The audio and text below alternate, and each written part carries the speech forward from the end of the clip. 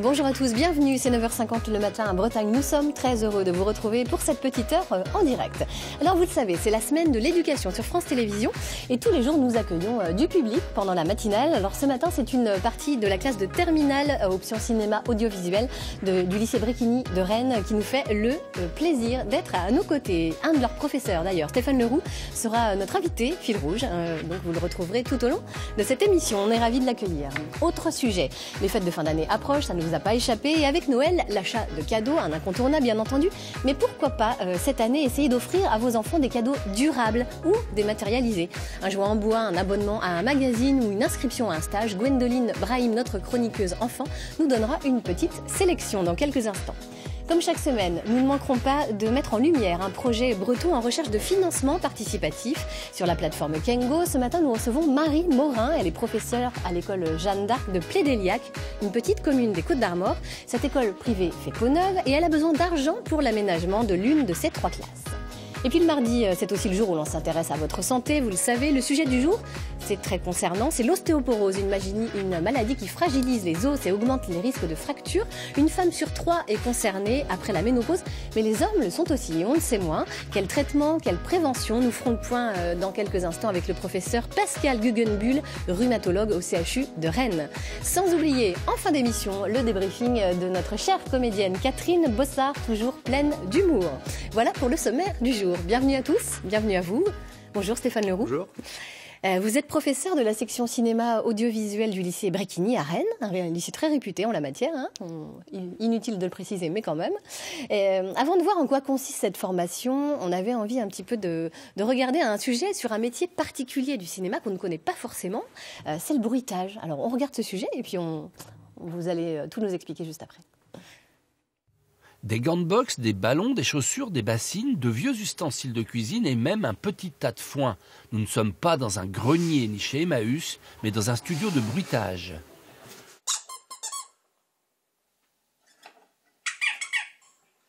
Ouais, ça c'est trop jouet, t'as pas autre chose? Ici, on rajoute des bruits sur la bande-son d'un film. Mais pourquoi tous ces sons, comme ces bruits de pas dans l'air par exemple, n'ont-ils pas été enregistrés pendant le tournage ? Souvent, en fait, en tournage, le plus important, c'est les voix. Du coup, on va tout faire pour capter les voix dans les meilleures conditions possibles. Et souvent, on n'est pas focalisé sur les bruitages ou sur tout ce qui est, je sais pas moi, j'appelle ça footsteps. On utilise ça dans le jargon, les pas dans l'herbe ou les contacts, les touches, les choses comme ça. Ça, on ne s'intéresse pas forcément pendant le tournage parce qu'on n'a pas forcément le temps. Du coup, on va à l'essentiel, on prend les voix. Et après, en bruitage, on peut rajouter ça. Et pour créer ces sons qui rajoutent de la vie au film, il faut un professionnel qui, dans ce studio de fortune, saura improviser si nécessaire. Comme pour ces bruits de pas sur du gravier.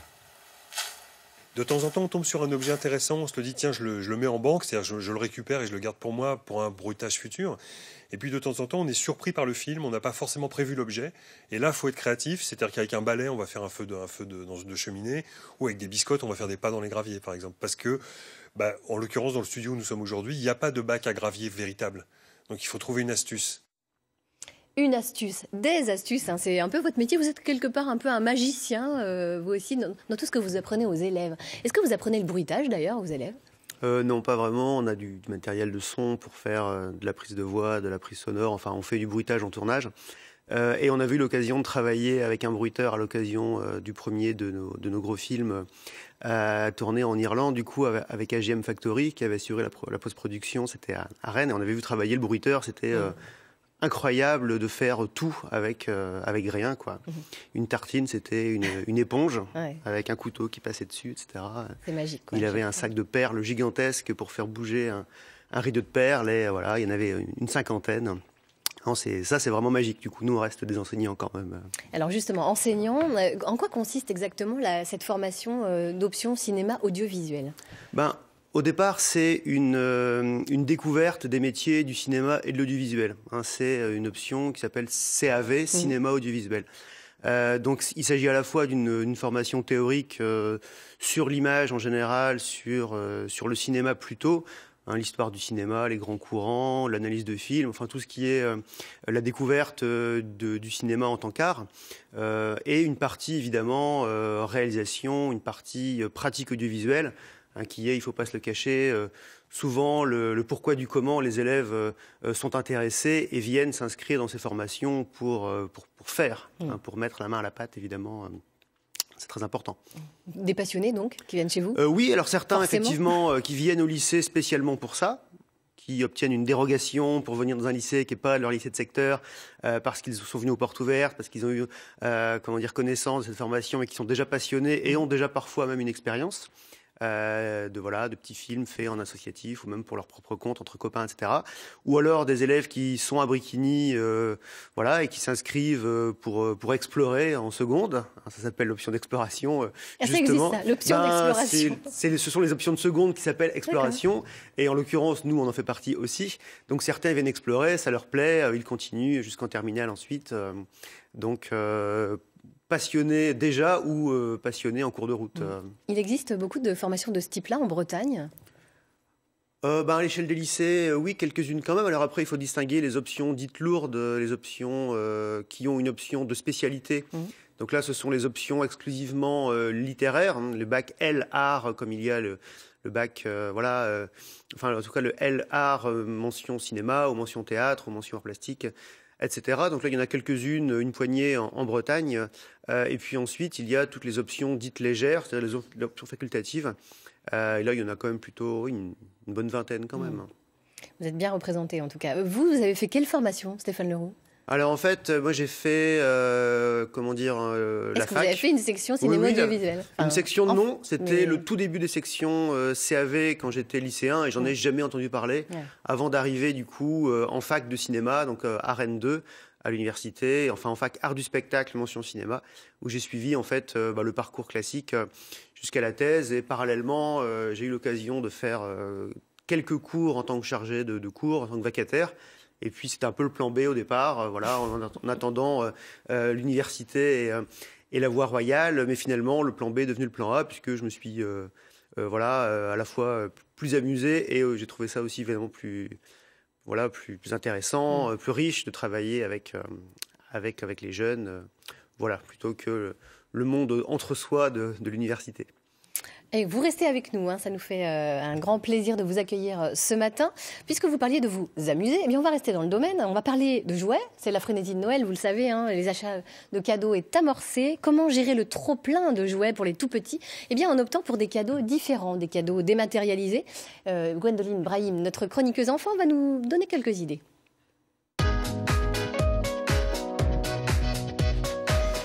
Bonjour Gwendoline. Bonjour. Alors on va continuer à s'amuser, puisque c'était le mot utilisé par Stéphane Leroux. Exactement. Mais s'amuser différemment. Oui, là on est en plein dans les préparatifs de Noël. Les enfants découpent tous les magazines de jouets qu'ils reçoivent depuis au moins fin octobre. Donc quand on est organisé... C'est sûr, on les voit, les ciseaux ça y va. Tous les les catalogues sont découpés. De toute façon, les listes de Noël font 3 km de long. C'est ça. Voilà. Donc quand on est des parents organisés, donc ça y est, tout est acheté, emballé. Mais quand on est comme moi, qu'on n'a absolument pas commencé, on peut, il y a quelques petites astuces pour éviter de tomber dans les jouets un peu trop commerciaux à la mode, qu'on retrouvera... au fond du bac, arrive à l'épiphanie. C'est ça. Donc, ça sent le vécu quand même. Mais tout le monde a vécu ça au moins une fois. La chasse aux jouets tant désirée qui finalement est oubliée au bout de 15 jours. Alors, pouvez-vous nous donner quelques idées justement pour des cadeaux un peu différents, dématérialisés? Alors déjà, on évite, comme je disais, le jouet trop à la mode, le truc que tout le monde veut absolument. Généralement, ça dure pas plus d'1 mois. Vaut mieux essayer de rester dans quelque chose dans les valeurs sûres en fait, intemporelles, les poupées classiques qu'on peut faire parler tout seul, les petits bonhommes, les voitures, tout ça, les choses auxquelles nous on a joué et qui fonctionnent encore très bien aujourd'hui. Les jeux en bois, alors en plus c'est très à la mode. Valeur sûre. Voilà, c'est une valeur sûre, c'est durable, donc ça ne se casse pas et c'est très très à la mode en ce moment. C'est très joli dans les chambres d'enfants, ceux-là on peut les laisser sur les étagères. Et ils en font aussi pour les plus grands maintenant. Il y a beaucoup de jeux en plastique qui sont adaptés en bois, donc pour les plus grands. Et sinon, privilégier les jeux mixtes.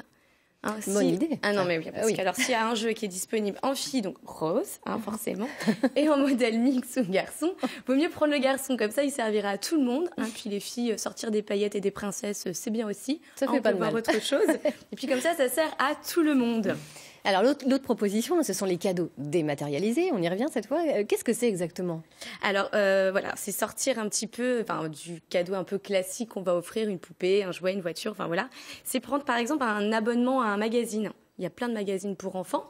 Donc voilà, on prend un abonnement donc, qui va être valable 1 an, 2 ans, voilà.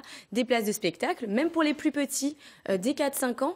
Bon alors, si c'est loin dans le temps, vaut mieux qu'ils visualisent sur le calendrier. On met une grosse croix rouge, on laisse le calendrier. Tous les jours, un petit bâton, plus que... Bon, les petits, on va pas prendre que ça. Faut quand même qu'ils puissent toucher quelque chose. Mais bon, ça, c'est une sorte de cadeau qui peut être très sympa. Des concerts pour les plus grands. Mais l'abonnement, ils sont tellement fiers de recevoir dans la boîte aux lettres alors non, oui, chaque mois. Comme nous, on peut recevoir adultes des magazines. C'est vraiment très, très bien. Il y a toutes sortes de choses. On peut aussi prendre des stages de voile, de poney, de piscine. Il y a beaucoup de choses. Et ce qui est très sympa, c'est de leur faire un petit carnet avec des petits bons dedans, plein de petits tickets. Et dessus, on va mettre, par exemple, bon pour un cinéma, bon pour un restaurant, une soirée pyjama, une soirée télé, enfin voilà. Et du coup, tout je vous sens bien sur la soirée pyjama. Vous avez l'air bien motivé. Oui, inviter des copains, un copain, c'est bien. Ouais. Non, mais comme ça, dans l'année, ils peuvent ressortir leur petit ticket. Bon, ça, c'est une jolie idée. Oui, non, mais ça, c'est très sympa. Bon, des fois, ça nous prend un peu dépourvu parce que du coup, on peut pas dire non, pas ce soir. Parce que bon, on l'a fait, mais c'est sympa. Puis ça évite, que les jouets se retrouvent, que la maison se retrouve en succursale de magasin de jouets passé Noël. Puis finalement, autant qu'ils ne les regardent plus quand il y en a trop. Quand il y en a, des fois, on les voit, ils fouillent le bac de jouets, ils retrouvent un jour l'impression qu'ils l'ont pas vu depuis des années, voire qu'il est nouveau. En fait, ça fait bien 5 ans qu'il a été offert. Donc finalement, je trouve que c'est sympa parce que ça fait offrir des souvenirs. Plutôt que des jouets qui vont se perdre au fond d'une malle et puis ça change et puis c'est sympa. Enfin, moi, je trouve que c'est une bonne idée. Eh bien, merci beaucoup, Gwendoline, pour ces jolies idées. Ça vous inspire, Stéphane ? Vous êtes plutôt dématérialisé ou pas, vous Je ne suis pas rose ou bleu, en tout cas. Vous n'êtes pas rose. Sauf aujourd'hui. Aujourd'hui, vous êtes plutôt bleu quand même, mais bon. Oui, vous trouvez que c'est intéressant devant le foisonnement, c'est vrai, de jouer, qu'un enfant puisse... La montagne de paquets, absolument. Bon, alors on va rester dans le monde de l'enseignement, si vous voulez bien, pour notre rendez-vous hebdomadaire avec Klengo, la plateforme de financement participatif. On va accueillir une Bretonne. Elle a besoin d'un coup de pouce financier. Elle s'appelle Marie Morin et on l'accueille tout de suite.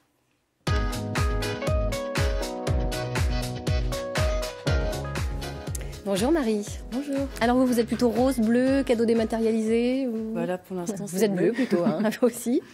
Vous enseignez à l'école Jeanne d'Arc de Plédéliac, une petite commune dans les Côtes-d'Armor. L'école est petite également, 3 classes, maternelle, CP, CE1, c'est ça, et CE2, CM1, CM2, une classe globale. Oui.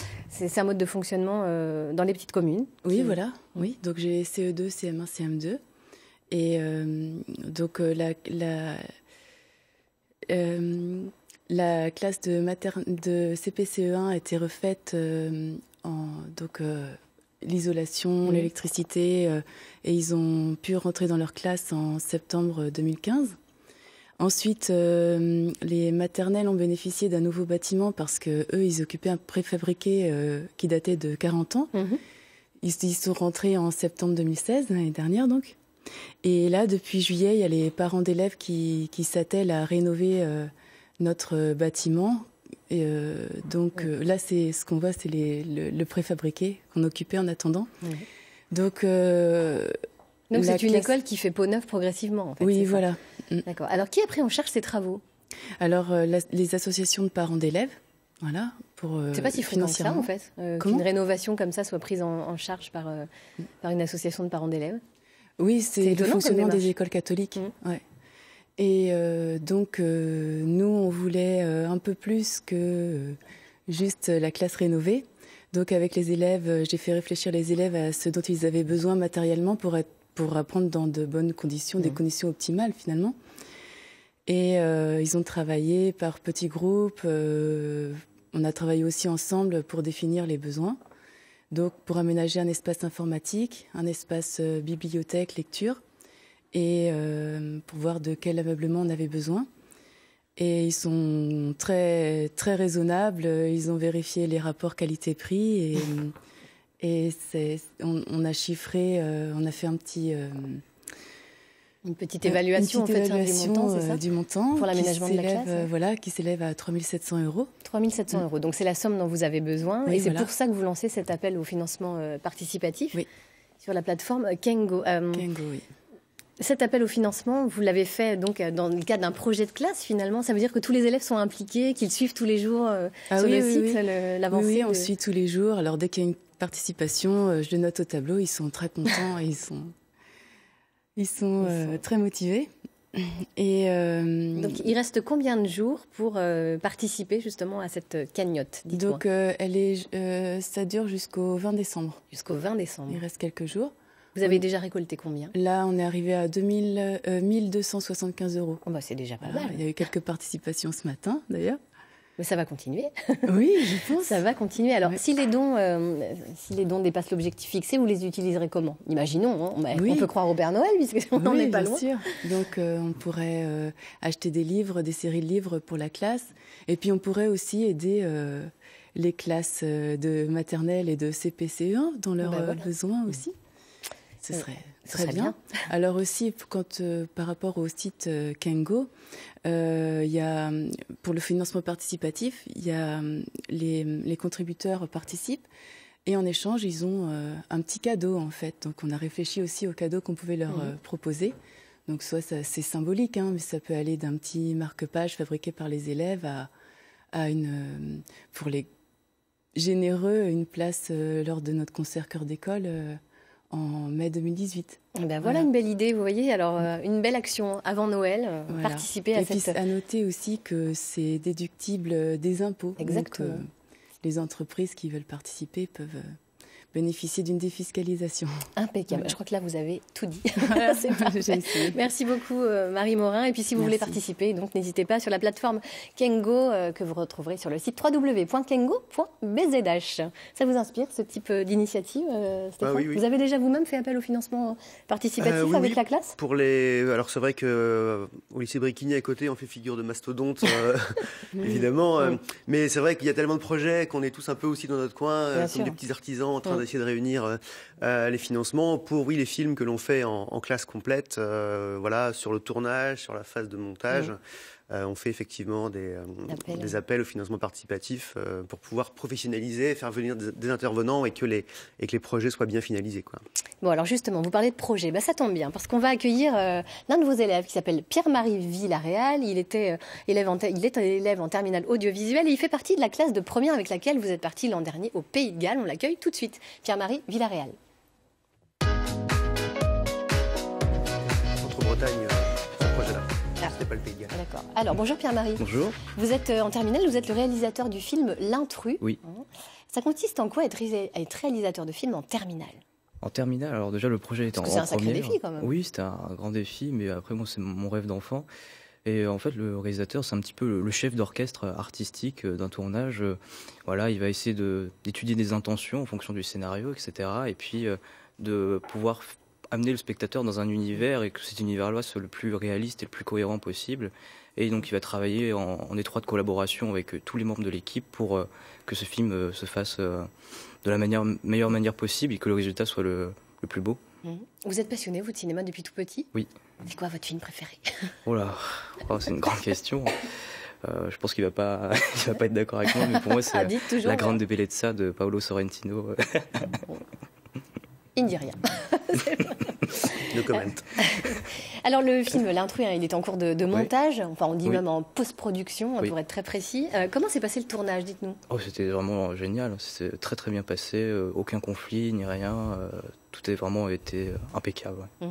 Stéphane, vous confirmez? Oui, c'est vrai, alors pour eux c'est leur premier tournage, en tout cas de cette ampleur-là, même si la plupart ont déjà tourné entre eux des projets... plus modeste entre guillemets dans les moyens, pas forcément dans les intentions. Alors nous on était sur notre 3e opération de ce type-là, après du coup un film en Irlande et un film sur l'île des Diques l'année dernière, donc c'était avec les classes de première des années précédentes. Donc c'est vrai qu'on avait pris quand même un petit peu on avait pris un petit peu le rythme et la mesure de l'ampleur de ce que c'est que d'amener 20 élèves sur 15 jours, tourner un film, chacun à son poste. Alors évidemment, Pierre-Marie a parlé de l'équipe et l'étroite collaboration des uns et des autres. C'est aussi ça le but, c'est que chacun se responsabilise et soit sur son poste, pas celui du voisin, pas non plus sur des systèmes où chacun fait un peu tout, mais où au final personne fait vraiment rien. Donc voilà, c'est la belle surprise en fait de ces projets depuis 3 ans, que des jeunes de 16-17 ans puissent se dire moi je suis chef opérateur, moi je suis preneur de son, moi je suis à la régie et je vais faire le travail du mieux possible. Et c'est comme ça que j'apprendrai des choses sur ce que c'est que faire un film. Les élèves sont extrêmement responsabilisés. Oui, alors du coup c'est le projet d'année et du coup c'est le projet même des 2 ans si on compte la post-production. Comment dire, oui, donc ils savent finalement assez tôt dans l'année, même si au départ on a un petit tronc commun en fait où chacun touche un petit peu à tout et puis au bout d'un moment on fait un appel à poste en fait. Voilà le nombre de postes et l'intitulé des postes dont on aura besoin, faites 3 vœux, et puis du coup, voilà, on se réunit entre encadrants, entre les intervenants et puis les enseignants, les gens de l'équipe pédagogique pour attribuer les postes, et en essayant de faire en sorte que chacun ait un poste qui soit plus ou moins d'accord avec son désir, quoi. Alors si je vous dis All is Well, c'est un projet que vous avez mené également, on va regarder tout de suite un petit making-of, et puis on en reparle juste après.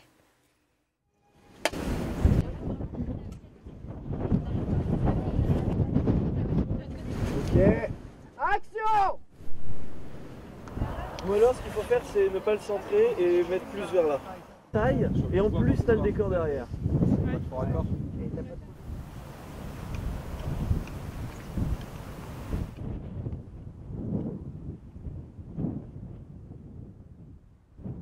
Et on va tourner la séquence 16 et la séquence 6, donc c'est la séquence avec Emma toute seule qui cherche le visage de la femme. S'il flotte comme ça, on peut pas tourner. Il va y avoir des gouttes, ça va monter vers le haut. Il va y avoir des gouttes sur le cou. Ok, on remballe. Et ben on remballe les 56.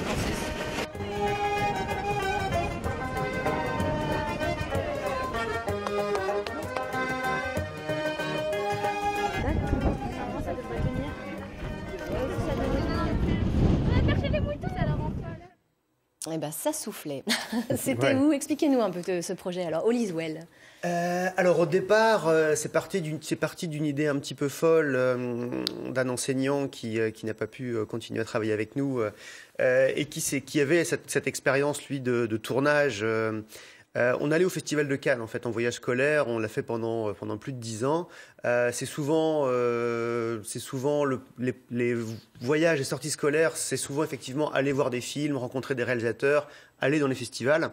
Et effectivement, voilà, l'idée était pourquoi pas aller en faire un nous-mêmes, c'est-à-dire ne rien demander à personne et partir en voyage scolaire, en situation de voyage scolaire du coup pour 15 jours, mais partir avec le matériel, avec un scénario qu'on aurait écrit, avec un découpage technique qu'on aurait effectué avant, une préparation tournage, 15 jours sur place pour faire un film de fiction avec, du coup pour ce projet-ci, c'était les élèves, des élèves de la classe qui jouaient les rôles en fait. Voilà, donc on était vraiment en quelque sorte en famille pendant 15 jours dans une auberge au fond du Connemara, une auberge très atypique avec plein de briques et de brocs, de vieux objets, voilà, qui était aussi un décor génial pour le tournage. Et voilà, on avait fait des repérages du coup.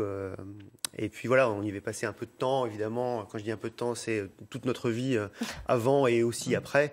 Hein, mais c'est vrai qu'à la fin, on va voir un film de plus de 20 minutes qui existe au cinéma. On a envie de voir un petit peu le résultat. Je vous propose qu'on regarde un petit extrait de ce film All is Well.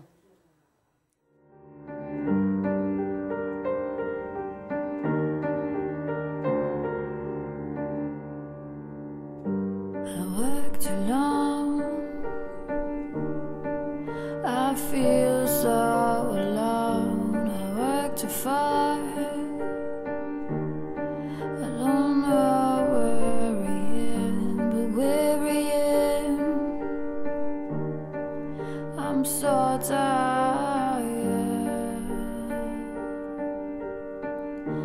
Where we are. So why are you here? For a visit? Yes. I'm looking for some place and I lost myself. Some place? Yes, a special place for me. This one in the picture?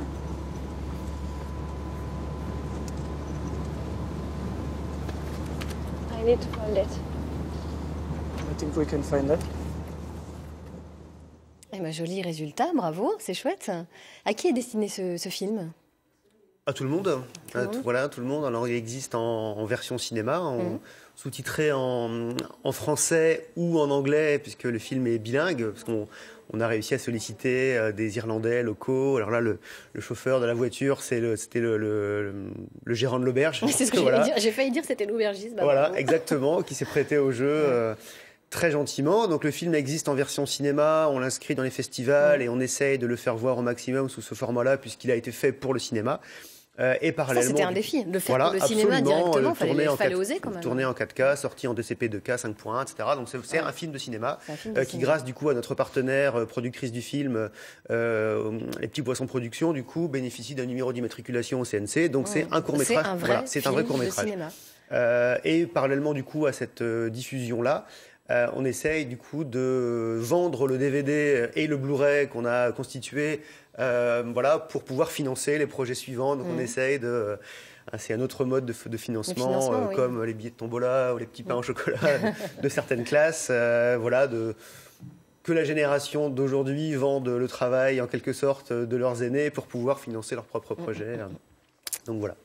Alors vous tombez bien, justement, vous parlez des aînés. Eh bien, on se demandait tout à l'heure ce que deviennent les élèves finalement après le bac.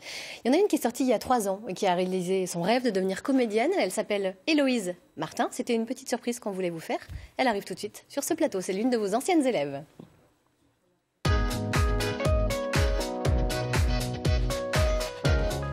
Bonjour Héloïse, bienvenue. Alors vous êtes rassemblés 3 ans après le bac. Voilà. Vous étiez en terminale en 2014, Héloïse. Et vous aviez justement Stéphane Leroux comme professeur de cinéma audiovisuel. Quels souvenirs vous gardez de cette année de terminale ? J'en garde plein de bons souvenirs. C'était une super année. J'ai appris plein de choses. Vraiment que du bon. Qu'est-ce que ça vous a apporté très concrètement dans votre métier de comédienne aujourd'hui cette formation? Est-ce que c'est du concret? Vous vous êtes senti tout de suite opérationnel? Alors dans la formation déjà on n'apprend pas à devenir comédien ou comédienne, mais par contre on apprend tout ce qui entoure ce métier sur un tournage. Et c'est vrai que moi j'étais passionnée depuis toute petite par le cinéma. Et en fait je me suis rendu compte en arrivant à cette classe que j'avais pas une culture si développée que ça. Je connaissais très bien les films de ma génération, mais je connaissais pas du tout les films de la génération de mes parents ou de mes grands-parents, en tout cas très peu. Et du coup, oui, j'ai appris j'ai découvert plein de super films, plein de genres, de nouveaux genres que je connaissais pas. Et du coup, pour la théorie, ça m'a appris plein de choses. Aujourd'hui, je vais pas dire que je sais faire un film, mais je connais les étapes pour en faire un. Et ça, c'est une force dans ce métier, de connaître tous les rouages en fait du cinéma. Complètement. Moi, j'ai eu la chance de pouvoir tourner 2 longs métrages. Sur des plateaux, sur des gros plateaux avec beaucoup de budget. Tamara 1 et Tamara 2, pour ne pas les citer. Tamara 2 qui sort d'ailleurs le 4 juillet. Le 4 juillet. Et j'étais pas perdue quand j'étais sur le plateau. Je savais exactement qui était la script et à quoi elle servait, le réalisateur, le cadreur, le chef-op, enfin tous les corps de métier, quoi. Et j'étais pas perdue, donc ça m'a appris. Je suis arrivée dans ce milieu-là, j'avais déjà des connaissances. Alors, tellement pas perdue que même sur les planches, vous êtes à l'aise, parce que ça donne aussi des bases finalement pour un autre art. Vous produisez d'ailleurs sur les planches du Théâtre de Paris tous les soirs avec Richard Berry et Mathilde Seigné. Sacrée carrière quand même déjà, elle est jeune. C'est comment le théâtre après le cinéma? C'est différent, c'est pas la même manière de travailler. Mais les bases de cinéma vous servent dans le théâtre quand même? Pour moi, c'est plutôt l'inverse. J'ai l'impression que le fait d'avoir fait du théâtre, et d'en faire toujours, m'a servi pour faire Tamara 2. D'accord, voilà. Oui, c'est une autre démarche. Ouais. Mais du coup, la formation de cinéma a complété... Complètement. Complété tout ça, d'accord. Quel message vous avez envie de laisser aux jeunes qui nous regardent et qui auraient envie de faire cette section de cinéma audiovisuel pour faire la section, je n'ai pas de conseils à donner. En fait, si on est passionné, si on a envie de faire cette section, faut le faire parce que c'est une super section. Maintenant, si je peux donner un conseil aux jeunes qui veulent travailler dans ce milieu, accrochez-vous parce que c'est très compliqué. Et moi, je ne vais pas vous mentir, il faut plutôt aller vers Paris pour y bosser. Si c'est dans le côté technique, il y a plein de stages, il y a plein de super écoles. Le réseau, il se construit beaucoup là-bas. J'entendais tout à l'heure, vous parliez des festivals. C'est vrai que les festivals, c'est aussi très important. Pas que quand on veut aller faire la fête et voir des films, aussi quand on veut rencontrer des professionnels. Ça aide beaucoup. Moi, le réseau m'a aidé au début, en tout cas. Stéphane, vous vous souvenez d'Héloïse quand elle était Oui, bien sûr. C'était une élève passionnée, on le sent déjà, ça n'a pas changé d'ailleurs. Elle était déjà comédienne en arrivant. Ouais. Donc c'est vrai qu'elle n'a pas tout appris, à Bricquigny. Mais c'est vraiment bien si ça a pu servir, effectivement. Complètement. Pour sa carrière, c'est chouette. Pierre-Marie, je voyais que vous regardiez avec des grands yeux admiratifs. Ouais. Qu'est-ce que vous pensez de ce qu'a dit Héloïse Martin ? Elle a complètement raison. Dans le cinéma, le secret, c'est vraiment la passion. Et puis, si on est passionné, on y arrive toujours. On trouvera toujours un moyen d'y arriver, en fait. Eh bien, merci beaucoup à tous les trois. On va changer d'univers, mais on va rester quand même avec des passionnés. Direction le Salon Nautique qui se tient actuellement à Paris. Effectivement, dans notre rubrique numérique, nous retrouvons Stéphane Gramont pour faire un point sur les startups bretonnes au Salon Nautique. Bonjour Stéphane. Bonjour Laurence, regardez ce qu'on a sous les yeux. C'est le Penduic d'Éric Tabarly, rien que ça, pour ouvrir le stand de la Bretagne au Salon Nautique. Et je peux vous dire que la Bretagne est venue en force. En force, c'est justement pour montrer comment la région innove, justement avec ce Penduic 3 qui a été justement avec Éric Tabarly les précurseurs de beaucoup de choses dans la course au large, et la région rend hommage aux marins, mais parle aussi innovation sur son stand. Un stand qui fait forte impression, puisqu'il y a plus d'une centaine d'exposants, évidemment tous unis sur la marque Bretagne. Alors évidemment, on peut y lire des livres, y voir des bateaux, y rencontrer du monde, mais on va le voir, c'est aussi l'occasion pour des entreprises de montrer ce qu'elles savent faire. Le Salon Nautique, c'est aussi l'occasion de parler de ces projets. Nous sommes le jour du Startup Nautique Day, organisé par la French Tech. Des startups bretonnes, mais aussi des Pays de la Loire, qui rencontrent des entreprises confirmées comme ici Plastimo ou les voiles Incidence et même le groupe Naval. Alors vous imaginez ce que ça peut représenter pour une start-up, un contact comme celui-là. Et je vais justement m'approcher d'une start-up qui s'appelle Foil & Co, qui est une entreprise du Finistère et qui propose ces foils dont on parle tant. Vous venez donc du Finistère et c'est ces choses-là que vous venez présenter au Salon Nautique. Alors foil, cette année, c'est un peu le mot magique. Ça fait depuis même 2 ans que c'est un peu le mot magique, mais c'est normal, c'est magique aussi. C'est tout à fait normal que ce soit... Donc c'est fantastique. Alors nous, qu'est-ce qu'on fait ? On produit, on fait de la conception, on fait du prototypage de pièces en carbone et forcément de foil. Et outre l'objet foil, en même temps, c'est d'être capable de montrer que chez nous en Bretagne, on est en plein cœur de la Foiling Valley. On a plein de super compétences, on a des super plans d'eau partout autour de chez nous. Donc l'idée, c'est qu'on est capable de développer des choses comme ça. Et on est capable de créer de l'emploi avec des bonnes idées et créer de l'emploi pour avoir un produit final qui fait plaisir aux gens, c'est top.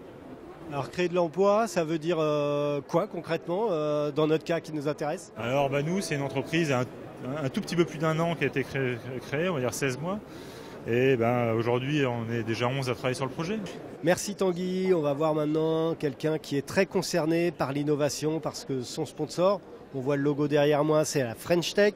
Et il est très concerné par tout ce qui flotte parce qu'il est un skipper professionnel. Il s'agit de Gilles Lamiré. Alors on retrouve Gilles sur le stand de Saint-Malo. Parce que c'est French Tech, mais c'est French Tech Rennes Saint-Malo. Et il faudrait voir à pas oublier Saint-Malo dans l'histoire. Exactement, Saint-Malo c'est notre pays. On porte les couleurs de la région avec Rennes Métropole aussi. Puis on est fiers de ça et on essaie de pousser aussi l'économie de notre pays. Effectivement, alors l'innovation, ça vous parle, j'imagine, parce qu'on parle de foil, on parle de beaucoup de choses. Bien sûr, en fait, moi je cours en multi 50 et ces trimarans sont à la pointe de la technologie dans dans plein de domaines, aussi bien dans le domaine des composites que dans le domaine de l'électronique, de l'accastillage, ou de la météo et bien d'autres encore. Et là, vous allez faire partie du jury donc des pitchs du Startup Nautic Day, donc bonne chance et soyez juste. Merci, puis c'est une habitude, c'est la 3e édition de ce Winch Pitch. Et donc, à chaque fois aussi, le but, c'est les lauréats, on les met en application sur mon bateau. Et on a déjà des beaux retours. Et pour moi, du coup, ça crée du sens, puisque c'est très concret, du coup. Ce Startup Nautic Day, ces pitch, c'était ce lundi. Donc, vous allez, Laurence, nous dévoiler le gagnant. Eh bien, pas tout à fait, Stéphane, puisque nous n'avons pas encore l'information. Mais bon, écoutez, on se retrouvera un peu plus tard. Place maintenant à notre santé. Vous le savez, chaque mardi, on s'intéresse à une problématique qui peut vous concerner. Ce matin, l'ostéoporose avec le professeur Guggenbuhl. On le reçoit immédiatement.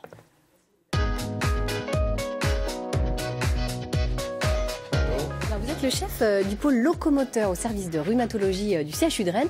On va d'abord poser le cadre, si vous voulez bien. L'ostéoporose, qu'est-ce que c'est exactement? On en entend beaucoup parler, mais finalement, très concrètement, on ne sait pas forcément ce que c'est. Alors vous avez raison, il faut bien positionner ce que c'est l'ostéoporose, parce que c'est finalement assez méconnu. L'ostéoporose, pour employer des images, c'est la maladie des fractures qui ne devraient pas survenir. On sait tous que si on a un accident de la voie publique ou si on tombe d'une échelle, on peut fracturer, ça c'est plutôt normal parce que le traumatisme dépasse la résistance de l'os. Mais en revanche, ce qui se passe dans l'ostéoporose, c'est que les gens ils fracturent en chutant de leur hauteur. Et ça, c'est pas du tout normal. L'os, il est fait pour résister à ce genre de choc. Et donc, voilà un peu la définition qu'on pourrait en donner. D'accord. Alors, qui est concerné plus spécifiquement ? Alors, c'est une maladie qui augmente avec l'âge, comme beaucoup de maladies. Mais il y a aussi, comme vous l'avez rappelé dans votre introduction, les femmes sont très concernées puisqu'il y a un fait particulier qui est la ménopause. Et il se trouve que les femmes sécrètent beaucoup d'hormones sexuelles qu'on appelle les œstrogènes. Et qu'à la ménopause, eh bien, il y a une chute de cette sécrétion. Et ça, ces hormones-là, elles protègent de la perte osseuse, de la destruction osseuse. Il faut savoir que l'os, c'est un tissu qui, contrairement à ce qu'on pourrait croire, est un tissu très vivant et qui, en permanence, on détruit de l'os ancien et on en reconstruit du nouveau. Et dans les situations pathologiques, comme eh bien, vous avez plus de destruction que de fabrication, ou à l'inverse, moins de formation osseuse que de résorption. Et le déséquilibre fait qu'on a un déficit osseux et un risque de fracture augmenté. Alors, les hommes sont aussi concernés. Et ça, alors, c'est assez surprenant, on ne pensait pas. Mais finalement, oui. Et oui, il y a à peu près, on estime 15% des hommes, et ça c'est plutôt nouveau dans le fait d'aborder l'ostéoporose de cette manière. Il ne faut pas les oublier, d'autant que s'ils sont moins nombreux, l'ostéoporose est souvent plus grave chez eux, et ils font plus de complications. Alors il n'y a pas la ménopause chez les hommes, il y a l'âge qui intervient, et puis des facteurs de risque autres comme la surconsommation d'alcool, de prendre de la cortisone, sont des facteurs qui valent pour tout un chacun. Mais on retrouve plus chez les hommes de facteurs de risque qu'on appelle secondaires, alors que chez les femmes, c'est souvent la ménopause qui est le principal facteur de risque. Alors, est-ce que vous considérez qu'il y a une prise en charge insuffisante de cette maladie en France à l'heure actuelle ? Oui, je ne suis pas le seul, puisque l'assurance maladie a fait ce constat en étudiant l'ensemble de la population. Et il y a vraiment du travail parce qu'il y a 30% des gens qui sont pris en charge et donc il y a beaucoup de choses à faire. Et pourquoi ? Parce qu'il est difficile de poser un diagnostic finalement ? Parce que d'abord les médecins ont beaucoup d'autres maladies à traiter. Je crois que vous avez rencontré pas mal de mes collègues. Donc il y a les maladies cardiovasculaires, il y a le diabète, il y a un tas de choses. Et que finalement l'ostéoporose, on l'aperçoit pas forcément toujours comme une maladie grave. Or elle l'est parce que ça diminue la qualité de vie. Il faut savoir qu'après une fracture du col du fémur, par exemple, eh bien, il y a 30% des personnes âgées qui vont être institutionnalisées. Donc, ils ne pourront plus rester chez eux. Et on peut considérer que c'est quand même un tournant majeur dans la vie des gens. Et puis, certaines fractures, comme encore une fois le col du fémur, eh bien, augmentent la mortalité chez les gens. Donc, c'est important de faire le diagnostic. On a des moyens diagnostiques, on a des moyens thérapeutiques. Et donc, il faut maintenant y penser de façon importante pour les patients et se rappeler les circonstances de survenue de ces fractures que j'ai évoquées et aussi les médecins, puisque c'est une maladie qui est pas toujours mise au premier plan. Est-ce qu'on peut prévenir l'ostéoporose ? Est-ce qu'il y a des choses à faire, des petits gestes Oui, du quotidien. La première chose, c'est de se constituer un capital osseux dans l'enfance et dans l'adolescence. Il y a une bonne partie qui est génétique, et ça, on ne peut rien y changer, c'est génétique. Mais en revanche, l'activité physique est très importante. Le fait d'avoir une bonne alimentation, et notamment des apports en calcium, les laitages, par exemple, et aussi d'avoir une bonne croissance, un bon état de santé en général. Et ensuite, on va essayer de le préserver, c'est à peu près les mêmes principes, éviter les excès, faire de l'activité physique, avoir toujours cette alimentation. Et comme ça, on a plus de chances d'avoir un capital osseux qui se maintienne. Voilà, plus solide. Est-ce qu'il y a des traitements spécifiques qui évoluent? Des progrès de la médecine sont assez fulgurants quand même en la matière? Oui, on a des traitements qui sont à notre disposition depuis maintenant pas mal d'années. Et vous vous rappelez de ce que je vous ai dit, les cellules qui résorbent et les autres qui forment, on va soit inhiber les cellules qui résorbent trop, soit stimuler les cellules qui forment de l'os. Et de cette manière, on a quand même les moyens de répondre à la plupart des situations cliniques et de prévenir la récidive fracturaire. Parce que les gens qui ont déjà fait une fracture, ils sont très à risque d'en faire d'autres dans les années qui suivent et d'avoir plus de complications et moins de chances que la première fois. Alors le CHU de Rennes est à la pointe dans ce domaine, comme dans pas mal d'autres d'ailleurs, mais il y a quand même vraiment une spécificité parce que vous proposez un parcours de soins bien précis aux personnes atteintes d'ostéoporose. Voilà, donc on a mis en place, parce que finalement toutes les études montrent qu'en informant beaucoup, qu'en faisant un certain nombre d'actions, on n'est pas suffisamment efficace en termes de santé publique dans la prise en charge des fractures. Et ce qui émerge dans la littérature et dans pas mal de pays maintenant, c'est ce qu'on appelle les fractures liaison-service. Quand les gens arrivent aux urgences et qu'ils ont fait une fracture qui peut paraître une fracture ostéoporotique, on leur propose de rentrer dans ce parcours patient. En leur donnant un rendez-vous pour faire l'évaluation. Et vous savez qu'il y a un appareil maintenant qui est l'appareil de densitométrie osseuse, qui est très important dans le diagnostic. Ils auront aussi un examen biologique parce qu'il faut toujours en faire dans cette maladie. Et puis, in fine, une consultation auprès d'un rhumatologue hospitalier pour mettre en route le traitement. Mais nous, on est bien entendu toujours en lien avec le médecin traitant puisque, in fine, c'est lui qui va prendre son patient en charge. Bien entendu. Écoutez, merci beaucoup, professeur Guggenbuhl, d'être venu nous éclairer sur cette maladie. Vous en avez entendu parler les uns les autres de l'ostéoporose également? Oui. Non. Vous voyez comme quoi vous avez bien fait de venir. On a appris plein de choses. Vous restez tous avec nous. On va se pencher sur la mode et les créateurs bretons, mais en particulier en matière de textile. Je vous laisse découvrir et on se retrouve juste après. Elle en rêvait depuis l'âge de ses 10 ans. Un rêve devenu réalité, Fanny confectionne ses créations de A à Z, des articles faits main, tous estampillés, sauciflard et calendos. C'est vrai que c'est pas forcément un nom très évocateur pour de la mode, mais j'avais envie de quelque chose qui sonne Made in France, qui se prenne pas au sérieux, et puis comme j'aime bien la bonne bouffe, et puis un peu le plaisir de l'apéritif entre amis et tout ça, je me suis dit que c'était un nom sympa. La jeune femme de 31 ans imagine des articles simples. Pas de zip, pas de boutons, ni de poche pour cette robe. Dans un style décontracté, le tissu fait toute la différence. Pour cette collection-là, on va dire que c'est assez champêtre. Et puis, il y a un petit côté peau d'âne avec les robes couleur du temps, le ciel bleu, les nuages. Mais qui n'est pas forcément recherché, en fait. C'est une fois que je finis mes créations, je me dis, ah oui, il y a un petit côté un peu kitsch des fois, un peu années 80, ça dépend. Au rythme de 5 articles réalisés par jour, Fanny les commercialise via une plateforme dédiée aux créateurs, un site déterminant pour exister. C'est la possibilité d'avoir une boutique en ligne sans connaître le web marketing et compagnie. Et du coup, c'est très facile à utiliser. Et puis, les clients aussi, pour eux, c'est pratique parce qu'ils ont du coup des milliers de créateurs à disposition, qu'ils peuvent trouver facilement. Et cet esprit collaboratif va encore plus loin. Depuis septembre, Fanny partage une boutique avec d'autres créateurs, des partenariats indispensables pour vivre de son métier. Une créatrice à découvrir. Donc voilà, on va poursuivre cette émission en musique, si vous le voulez bien. Nous vous parlions hier du concours de voix nouvelles, ce concours de talent lyrique francophone. Et bien près de 600 jeunes artistes s'affrontent à travers 17 finales régionales. Hier se tenait à Rennes l'Opéra de Rennes, la finale Bretagne-Pays de la Loire. Et bien ce matin, nous avons la chance de recevoir la lauréate. Elle s'appelle Inès Laurence. On la reçoit tout de suite. Bonjour Inès. Bonjour. Eh bien, dites donc félicitations. Merci beaucoup. Comment vous vous sentez ce matin? Très bien. Très bien. Bon, ravi, j'imagine, d'avoir remporté cette finale.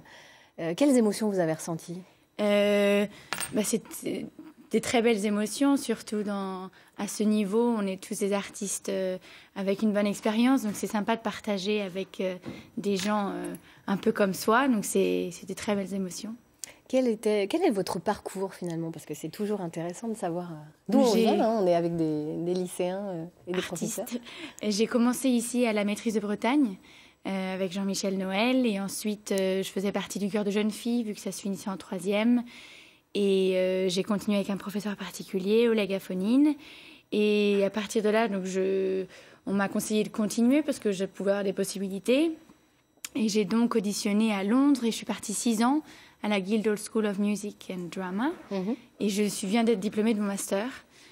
Et maintenant, je suis freelance. J'habite à Madrid. Et donc voilà. Alors, vous étiez 6 finalistes, 6 candidates, que les filles hier soir. Vous aviez 2 morceaux à présenter. On va vous écouter dans un instant. Mais d'abord, est-ce que vous pouvez nous dire les 2 pièces que vous aviez choisies? Oui, j'ai commencé par l'air de Manon, de Massenet, Suis-je gentil ainsi? Et ensuite, j'ai continué avec un air de Bellini, de I Puritani, Qui la voce. Très bien. Écoutez, je propose qu'on vous écoute, qu'on voit ce que ça donnait hier soir à l'Opéra de Rennes pour ce concours Voix Nouvelles.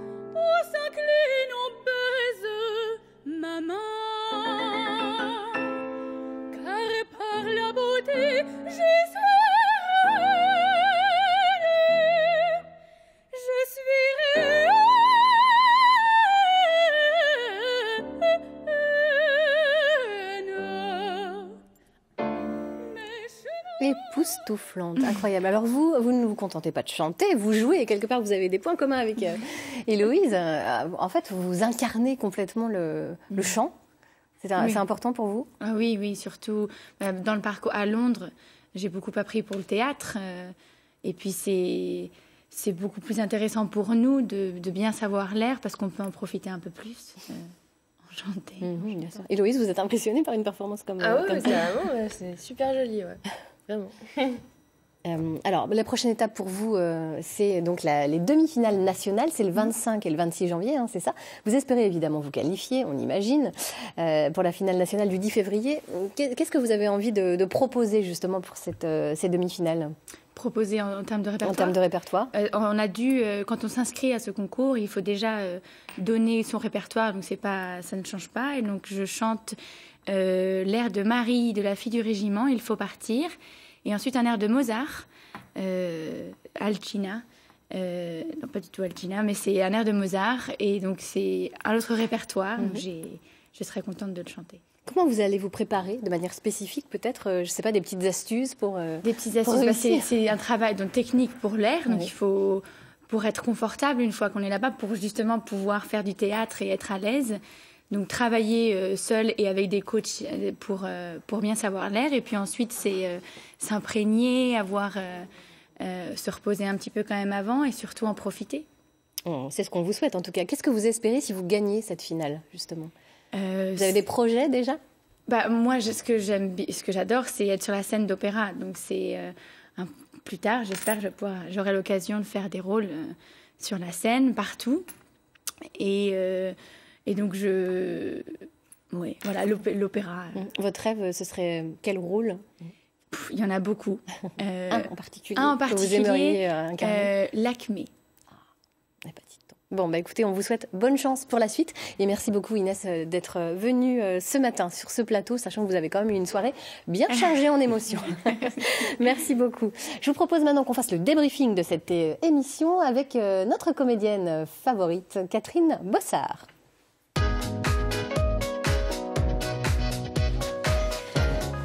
Bonsoir Laurence. Bonsoir. Bonjour plutôt. Bonjour, pardon. Ah ouais, Je suis un peu jet laguée.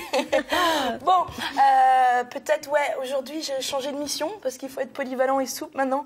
Je suis assistante du Père Noël. Voilà. D'accord. Juste petite il y a info. du boulot, hein. Ouais, il y a du boulot. Justement, c'est pour ça. Je préférais faire un petit brief, si ça vous dérange pas. Pas de souci. Prendre un peu l'antenne. Un petit brainstorm, donc avant notre commande sur Amazon, au lutin. Parce que maintenant, le Père Noël est passé en mode souple. Un start-up Noël. Voilà. D'ailleurs, notre slogan, c'est Start-up Noël All is Well. Ça tombe bien. Donc, c'est la société Jingle Bells Incorporated qui a racheté le Père Noël. Mais il est toujours dans le conseil d'administration, donc tout va bien. Donc, des mots d'ordre, souplesse, agilité, innovation, forcément. Alors, peut-être, pour les commandes de cadeaux, il faut penser nouvelle techno. Forcément, évidemment. Évidemment. Donc, on pensait, vu que c'est aussi, tout le monde n'a pas forcément les moyens, pourquoi pas imaginer des projections HD de cadeaux sous le sapin. Donc, il n'y a rien, il y a du vent.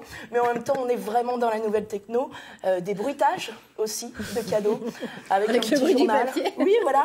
C'est des sensations que les enfants recherchent. Alors, peut-être pas le cadeau qu'il y a dedans, mais peut-être qu'en les faisant trifouiller un petit papier journal... Voilà, ils retrouveront des sensations. Voilà. C'est le e-learning, une espèce de e-learning de cadeaux à base de DIY. Voilà, ça c'est important. DIY, qu'est-ce que c'est ? Do it yourself. Ah ouais. Le do it yourself, on est sur quelque chose plutôt créatif.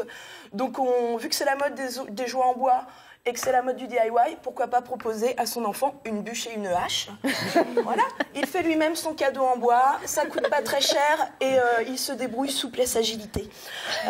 Il faut changer de prisme, vous l'aurez compris, il faut casser le tabou du Noël. Par exemple, on va indexer les cadeaux de Noël sur les notes, la moyenne j'ai obtenue. Ça, c'est une bonne idée, ça. C'est pas mal. Qui a plus de 14 là ? Qui pense avoir plus de 14 de moyenne G ? Non, voilà, pas de cadeau. C'est ça Noël l'idée. Cette année. Ceux qui ont le plus reçoivent le plus. Voilà, on est crowdfundé aussi. Allez chercher vous-même les financements pour vos cadeaux, comme le font les gens de l'école Jeanne d'Arc. Voilà, on est dans cette ère-là. En tout cas, c'est génial. Merci. Voilà. Merci, Catherine. Donc, je vous envoie les petits, les petits débriefs. Ouais, impeccable. Merci, je compte sur vous. Sur le cloud. Merci beaucoup. Merci à tous d'avoir été à nos côtés. Merci. On vous souhaite bonne chance pour la suite.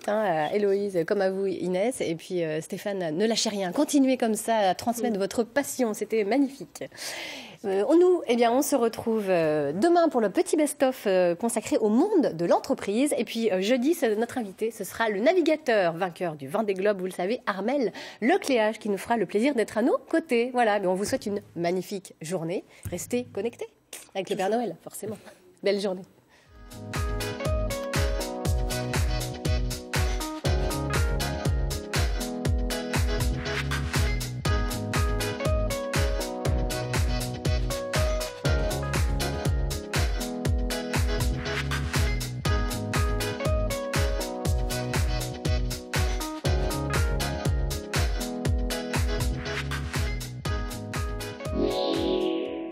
Prenez le temps de respirer devant 9h50.